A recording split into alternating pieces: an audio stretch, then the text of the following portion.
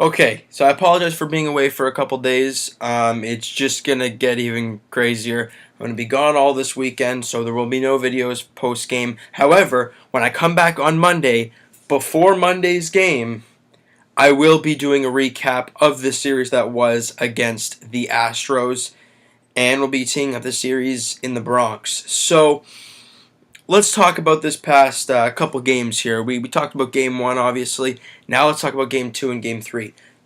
Totally different ball games. Just completely different.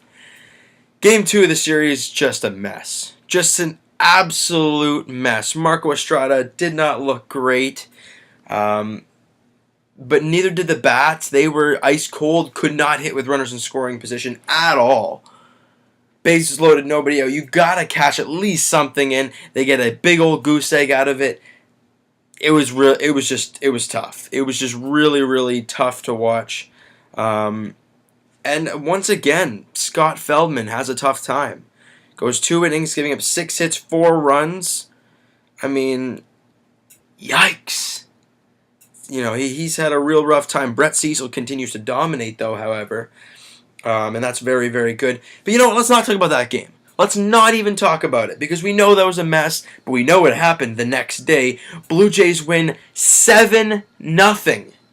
7-0 over the Tampa Bay Rays, and this was a fun game. This was a great game.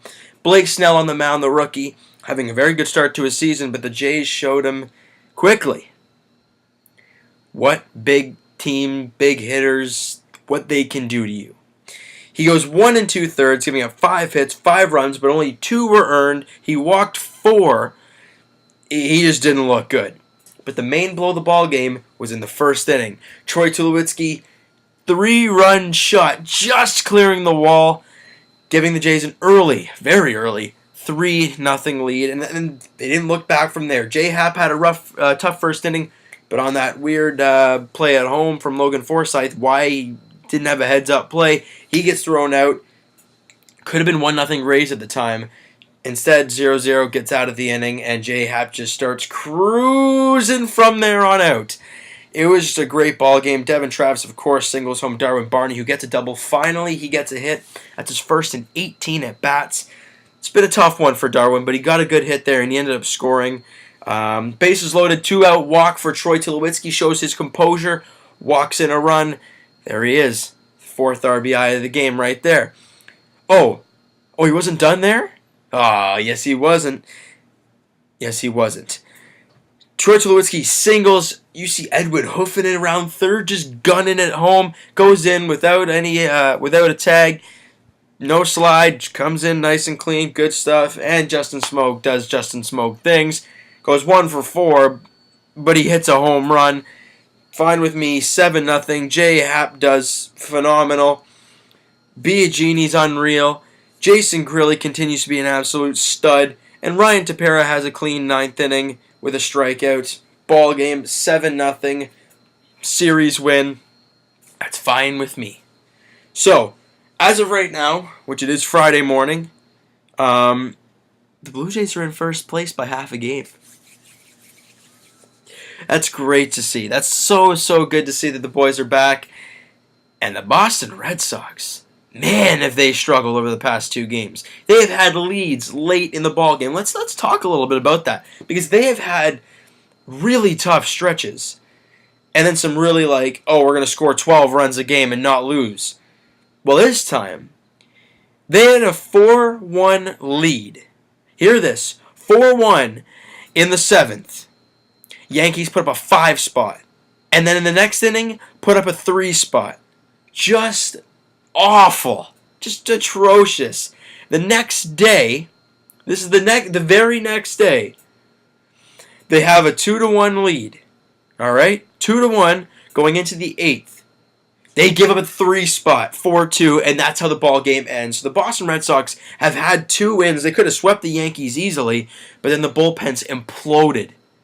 Therefore, they lost the series 2-1, and now the Jays have a 3-game lead over the Red Sox.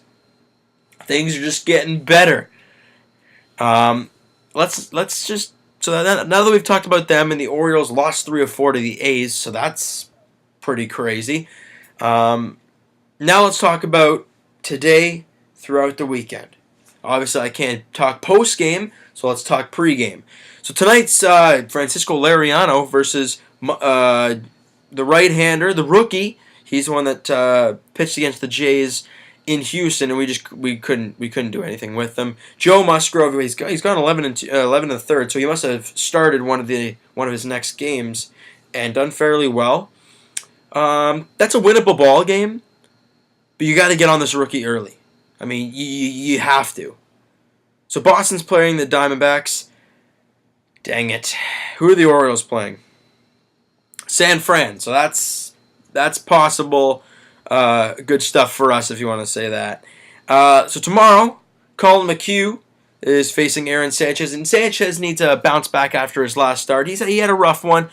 But you know what? He's young. He's going to have bad starts, and he can hopefully bounce back from that. And then you get Marcus Stroman versus Mike Fiers to end off the series Sunday afternoon. Again, a very winnable ball game. So the Blue Jays have an opportunity here because the Astros, other than absolutely obliterating the Minnesota Twins in the last two games, they played a doubleheader and they scored 15 runs in the first and 10 in the second.